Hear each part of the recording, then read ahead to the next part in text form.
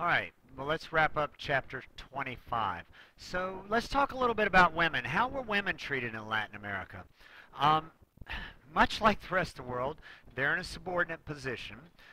Though they participated in independence movements and were active, in some cases active fighters, pushed, supported, did everything they could, societies were kept very patriarchal. Um, Women in Latin America were to be under the father's control, then the husband's. So essentially a man was supposed to be running her life. They couldn't work, especially if they're upper class, enter into contracts, control estates without permission of men.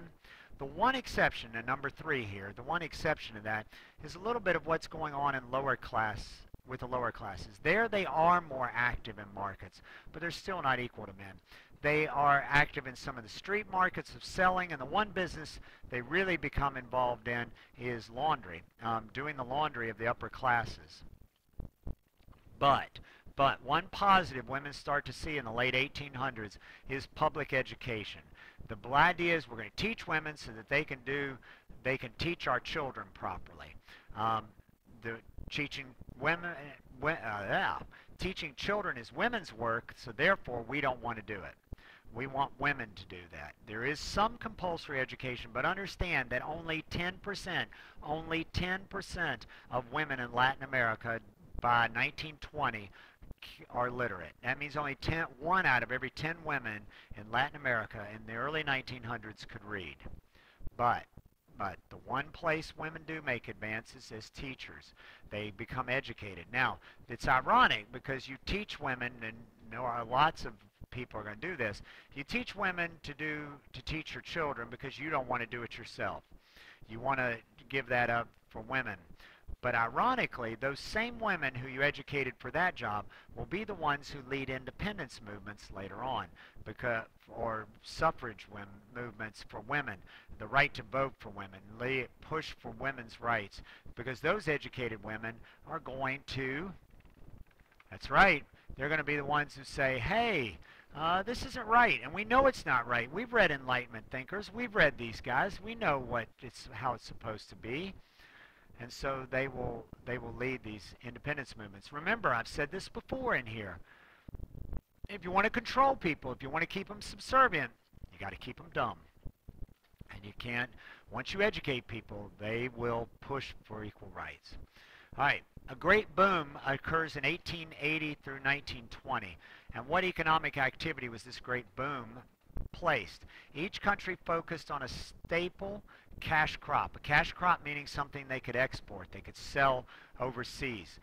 This created money to import finished goods. Sounds pretty good, right? Not necessarily. The problem is, and this is the second half of this slide, what were the negatives of this plan? The problem is world market prices are beyond your control.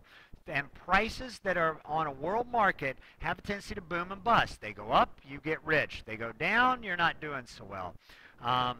And there's also rivalry, hostility, war between neighbors. For instance, down here in Argentina, we've got cattle and wheat and sheep, all these agricultural products. Up here in Brazil, you've got cotton, coffee, palm oil, tobacco, bananas, cattle up here in Venezuela and Colombia, coffee in Colombia, cotton, sugarcane down the coast, down in Peru.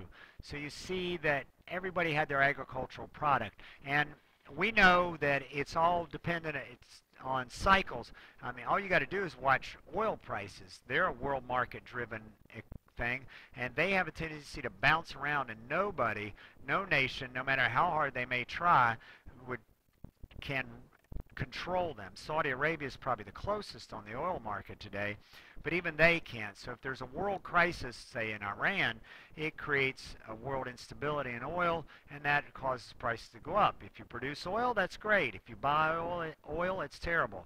When the crisis goes away, prices drop again. Then if you're selling oil, not so good. If you're buying oil, great. And this is what South America rides through, 1880 through 1920.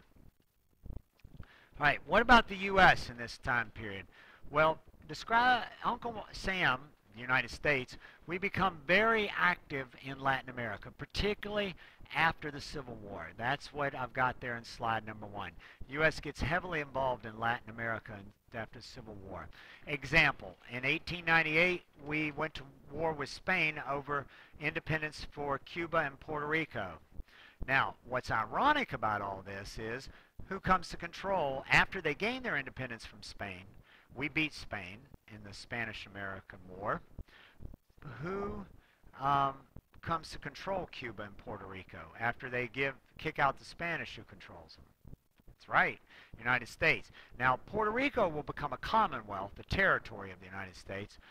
Cuba, on the other hand, we will grant Cuba its independence, but we'll institute something we call the Platt, P-L-A-T-T amendment. And the Platt amendment will say essentially to Cuba, listen, you're free, but you've got to do what we say. You've got to ask our permission. Sort of like your parents saying to you, okay, listen,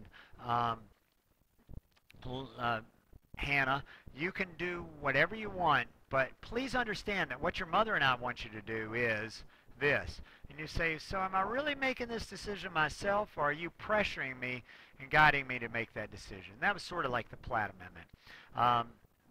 But we got directly involved in Latin America. Shortly after the Spanish-American War, we became interested in Panama, and we aided Panama in a move right here, it's circled in red, to gain its independence from Colombia. Now, what we claimed was we wanted to go down and help Panama gain its independence because that we as Americans were always interested in democracy. Reality, maybe some of it's democracy, but some of it is also self-interest. We want to build the Panama Canal. Hang on, I'm getting a phone call. The long-term impact of our involvement in the Spanish-American War and grabbing the Panama Canal, we supported Panamanian independence movement from Colombia. See, you got Colombia right here. Panama is connected to it. We said, thanks for the help. Now we get to take control of the canal that runs through the middle of your country. What happens is Latin America becomes very wary, by that I mean cautious, of U.S. materialistic interests. They start to become suspicious of the U.S. They look and they say, okay, you fought the Spanish-American War, but then you took control of Cuba and Puerto Rico. You helped Panama gain its independence, but then you took over a section of the country and built the Panama Canal. So they're very concerned about us. It leads to an increase in nationalism, and it leads to Catholic defense of traditional values, and there are socialist attacks on capitalism. Okay, I got my slides out of order. Let me skip ahead one. All right, what about Mexico and Argentina and their examples of economic transformation? I'm going to just address Argentina as my example. And what was the liberal expansion in Argentina? The Native American population had been conquered, we know that, but what happens is there's technological innovation, part of that new industrial revolution. Remember I mentioned earlier a few slides back the second industrial revolution? We also have economic prosperity, which has allowed them to implement reforms. Reforms, what I mean is they start to take care of the poor and the downtrodden, help out those. There's a fusion of cultures, European, Argentina experiences a lot of immigration from Europe, from the United States. Artists there move there, writers move there, and it becomes what is known as Paris of America, the enlightened, very multicultural city, much like Paris was at this time. There are violent strikes in Argentina inspired by European immigration. Some of them have brought over liberal and even socialist ideas. But ultimately, the oligarchy in charge of Argentina, oligarchy, you guys remember what oligarchy means? O-L-I meaning, it's Greek for a few people in charge, a few have power, gives power to the middle class, not the peasants or the laborers, but the middle class. Okay?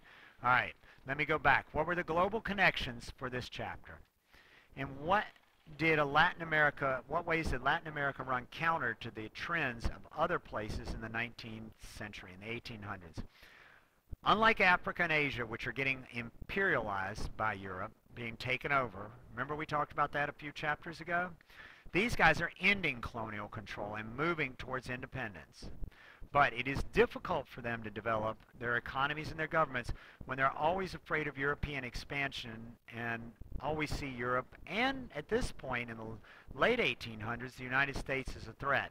Basically, Latin America sort of takes the attitude of leave us alone and we'll leave you alone. We don't want anything to do with your business. We don't want to give you any excuses, which is why you'll see in about 2 weeks they stay out of World War I.